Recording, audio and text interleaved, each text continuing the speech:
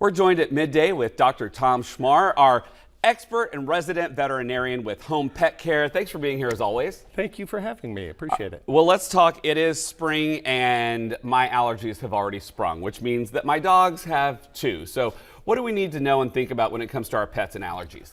Well, thinking about allergies in general, there are different types of allergies, Yes. certainly seasonal, year-round, things that are due to ectoparasites and even endoparasites can cause issues like that too. So if your dog has a problem only in the springtime, Yes. that's relatively easy to deal with. But if they have that problem year-round, that's when it starts to get expensive Sure. with extra medicines, and it's a lot harder to deal with. What do we do when we go to our, what signs do we need to look for to be able to talk to the vet about? Okay, so if your dog is licking enough that you notice that they're constantly on their feet, that is typically what we call atopy, inhaled allergic dermatitis. Okay. That is treated differently than a flea allergy, which they respond to different drugs. That makes sense. So we have to have that diagnosis. And then if it is a flea allergy, then we deal with the fleas responsibly.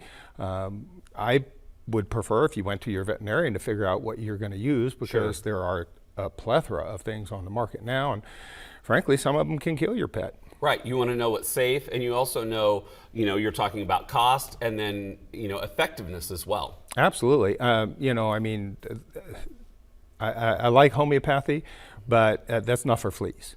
You can't just use tea tree oil or lemongrass or something like that and expect to get rid of a flea problem. You typically have to use some kind of chemical.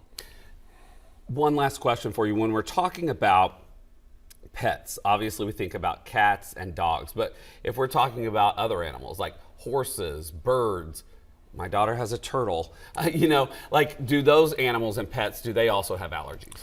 The mammals, yes. As far as the amphibians and reptiles, not that I am aware of. Okay. And then rabbits, lagomorphs, they, as far as allergies, I'm not really familiar with that, but they do have ectoparasite problems that can cause fur loss. Okay. So, if you see your pet and something doesn't appear normal, what you've always known to be normal, that's when you make the phone call. Losing fur in one spot, multiple spots, red skin, skin that has become moist and smelly. Those are definitely things that you need to see your veterinarian for. All right, Dr. Tom, thank you so much. You're welcome. I appreciate you. Yes. Well, right now let's head over and take a final look at the forecast.